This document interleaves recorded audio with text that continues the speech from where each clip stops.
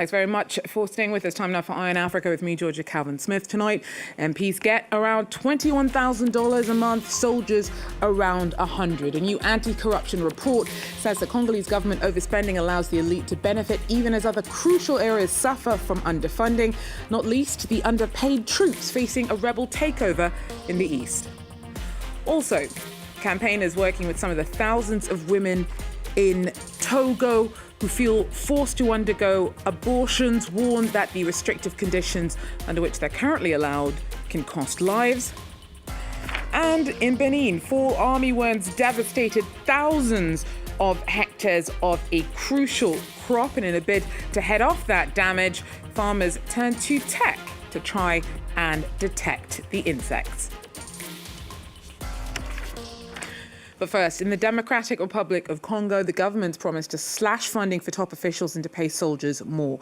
The under-resourced, patchily trained force has struggled to respond to the latest intensive military push from M23 rebels in the east. And although President Felix Tshisekedi has accused military higher-ups of poor performance, some observers say that the force is woefully underprepared and underfunded. Well, according to a new report on sleaze, some investigators accuse Congolese leaders of very legally diverting a damaging slice of national wealth to their own pockets. Our Emmett Livingston breaks it down for us from Kinshasa. The report is shining light on massive government overspending in the Democratic Republic of Congo, with almost no oversight. The report, compiled by anti-corruption campaigners, addresses the legal methods the elite uses to line its pockets. Congolese politicians have been phenomenally successful at maximising the money they get, often at the expense of other public servants. Congolese soldiers earn about $100 a month, for example, but Congolese MPs earn $21,000 a month. Congo is one of the poorest countries in the world, with over 70% of the population surviving on about $2 a day, according to the World Bank. Government departments often benefit from huge and untraceable slush funds, according to the report. And no one even knows what the salary of Congo's president, Felix Tshisekedi, is, although the report said that his office spends over $500 million a year. By comparison, France's presidency spends about $113 million a year. This report was released after President Felix Tshisekedi himself promised to slash spending and increase the pay of soldiers after M23 rebels and Rwandan troops captured the city of Goma in late January. Over the weekend, government ministers also announced that they would donate about $400,000 of their own money to the army. But serious institutional reform isn't on the agenda yet. Well, staying with DR Congo, the UN says that M23 rebels have recently abducted at least 130 people from hospitals in the North Kivu capital of Goma. Many of those taken were reportedly Congolese soldiers injured as the M23 seized the city in late January. Now, the army struggled to hold territory before the onslaught, in part because of entrenched organizational shortcomings like pay, discipline, and command. But dysfunction also saw soldiers accused of abusing civilians as they fled their adversaries. Several troops were court-martialed over the weekend. Laura Berstecker tells us more. Crowded inside a small chapel in eastern DRC, dozens of soldiers are standing trial for desertion.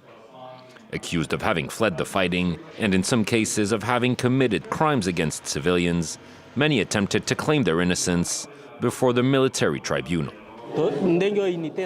Our unit was scattered. We don't know where they went to. We tried to search for them and we arrived in Kimbulu. That's where we were arrested. The fall of Goma in late January highlighted a series of deep-rooted issues inside the Congolese army. The North Kivu capital was captured within days by M23 insurgents, and Congolese forces were easily routed by superior opponents, equipped and trained by the Rwandan army. The enemy, supported by Rwanda, hacked the surveillance system and pinpointed the army's positions.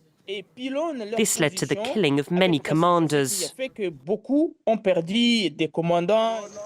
Lack of funding, corruption, and a weak chain of command as many issues that have raised the risk of abuses against civilians and affected the Congolese population's trust in the armed forces. This is a distressing situation. We should be proud of our army, but we're losing hope. Of the 300 soldiers on trial, only 6 were acquitted of all charges, and at least 55 others were handed the death penalty. Well, Togo's tightly restricted the conditions under which a woman can seek an abortion.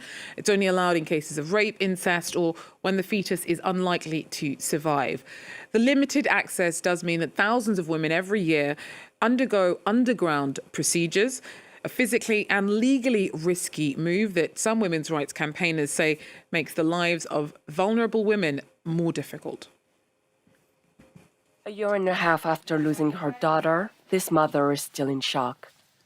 Her only child was only 15 when she died from an overdose of pills she took to terminate her pregnancy.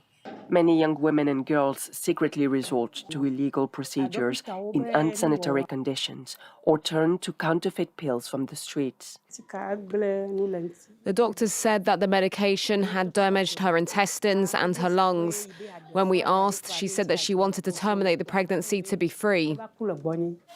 Under Togolese law, abortion is only allowed in cases of incest, rape, serious fetal malformation, if the mother is struggling financially, or if her health is at risk. Yet many don't know their rights in these situations. We have a case where a woman became pregnant, and because of her feelings of shame, she took some substances and died, when she could have gone to the hospital for an abortion, since she already has 5 children. Feminist organizations are raising awareness while advocating for less restrictive laws. The law must change. It should not restrict the conditions under which women can freely have an abortion when they are in need. This obstetrician gynecologist works in both a public hospital and private clinics. Over the last 3 years, he has seen a multitude of complications from unsafe procedures, including vaginal hemorrhages, intestinal damage, and severe infections. From personal experience, these things happen in 10 to 15% of cases.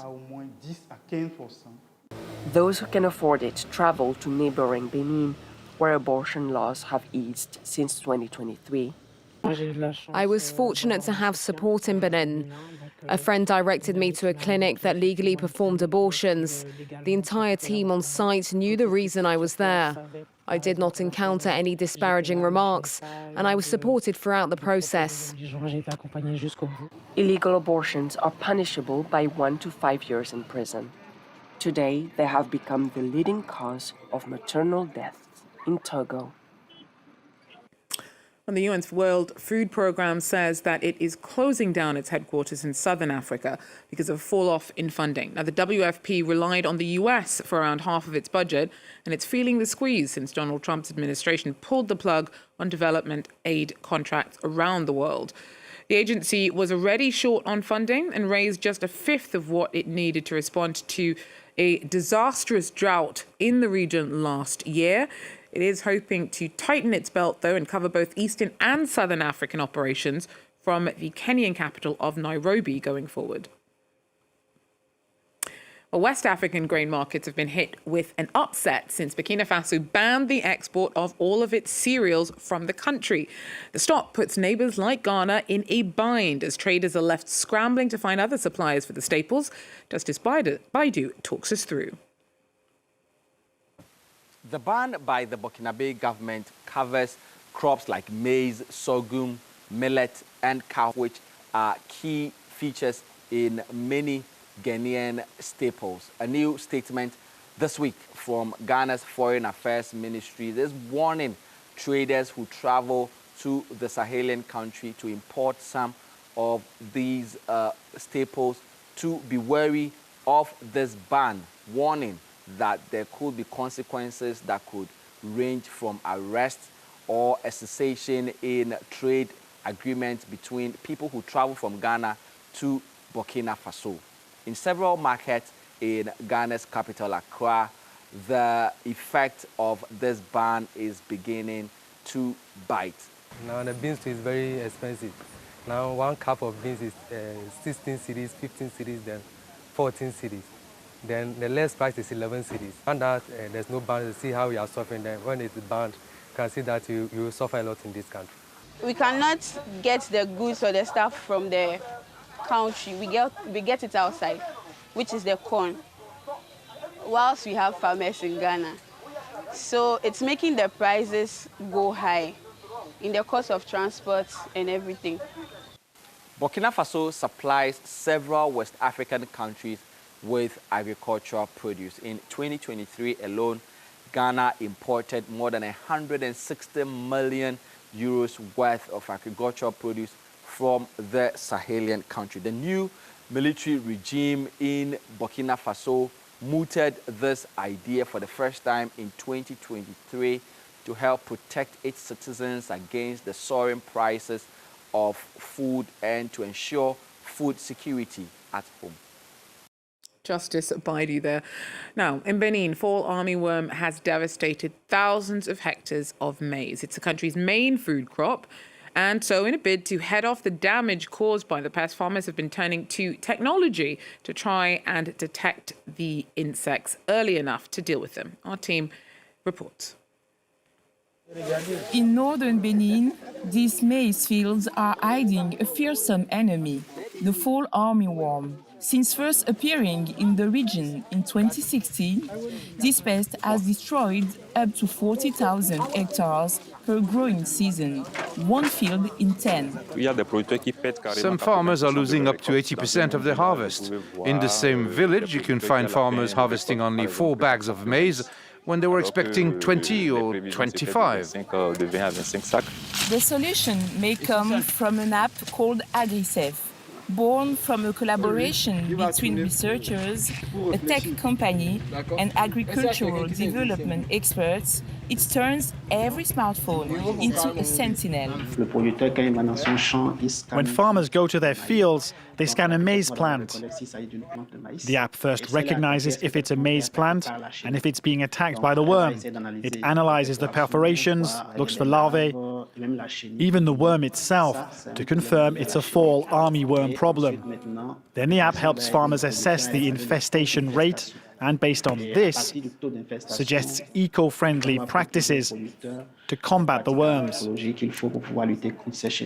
Across the country, 8 solar-powered stations serve a dual purpose. Here, farmers can charge their phones and receive guidance on natural pesticide-free solutions using local plants. After a year of implementation in 2 northern districts, early results are promising. Maize yields have increased by 10 to 15%, generating potential gains of up to 70,000 CFA francs, about 100 euros per hectare.